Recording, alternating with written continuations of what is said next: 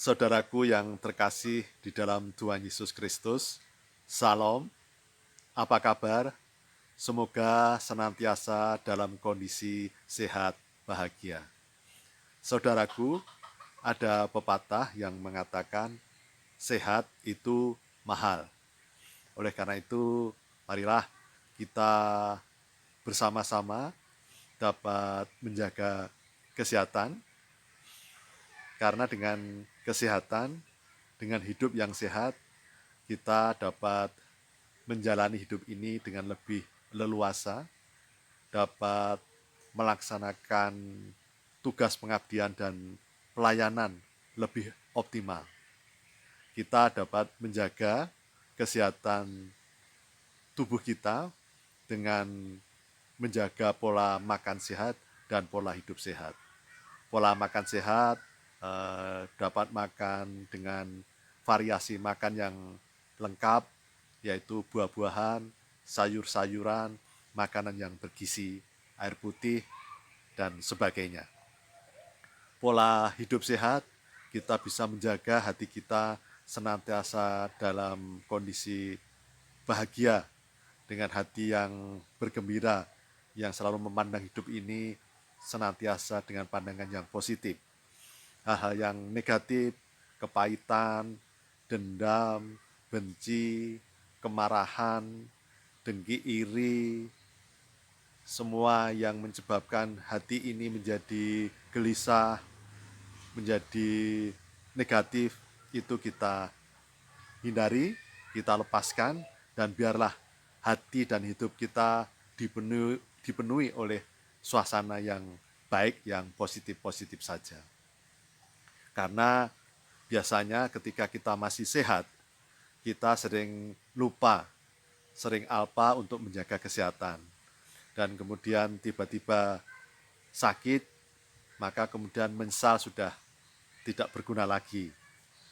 Ketika sakit, maka kita harus ke rumah sakit, harus periksa, membutuhkan waktu, membutuhkan biaya, kemudian harus cek lab, infus, obat-obatan, kemudian juga berbagai macam kondisi yang harus kita jalani di rumah sakit, bahkan sampai opname, dioperasi, yang membutuhkan biaya, waktu, sehingga waktu dan biaya harus kita keluarkan yang seharusnya kalau kita sehat tidak kita keluarkan. Namun demikian, ada sesuatu yang tidak kita duga. Kita sudah menjaga kualitas hidup sehat, tapi ternyata kita masih sakit. Malah saudara-saudara kita ada yang sakit sejak lahir. Lalu bagaimana jika kondisi kita sakit karena kesalahan kita, sakit padahal kita sudah menjaga kesehatan kita, bahkan kita tidak tahu kita dilahirkan dengan tidak sempurna, dengan kondisi yang tidak sehat.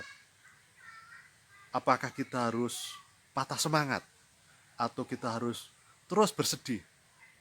Dan memang itu sesuatu yang tidak mudah, pilihan yang tidak mudah.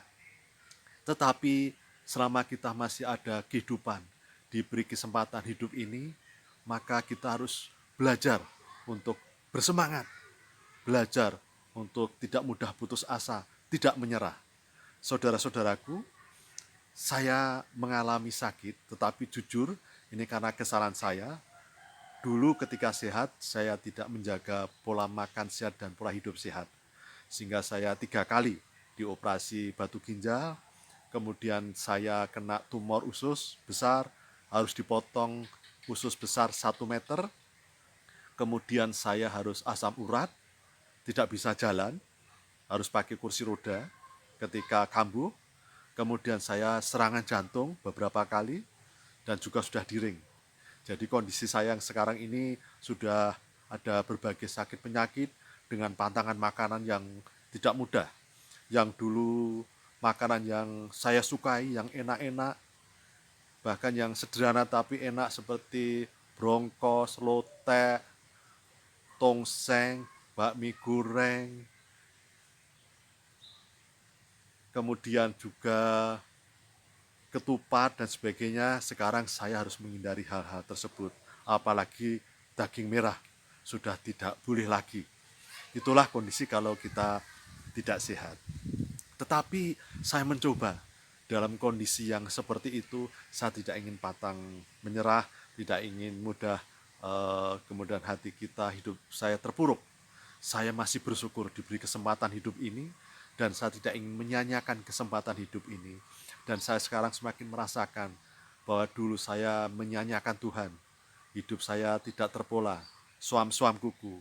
Saat ini saya bisa diberi kesempatan oleh Tuhan untuk memohon ampun segala kesalahan dan dosa saya bisa bertobat, dan saya dapat hidup lebih baik di hadapan Tuhan.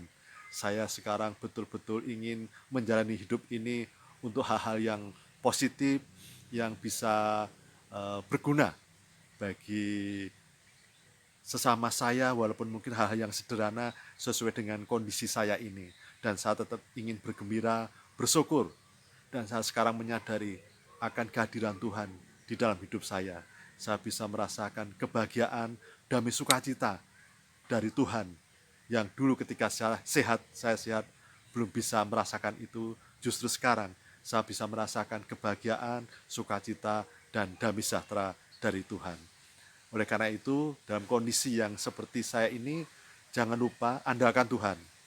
Mohon pertolongan Tuhan agar Tuhan memberikan kekuatan, memberikan kesabaran, ketabahan, dan menolong hidup kita.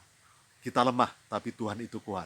Percaya, Tuhan Yesus memberkati.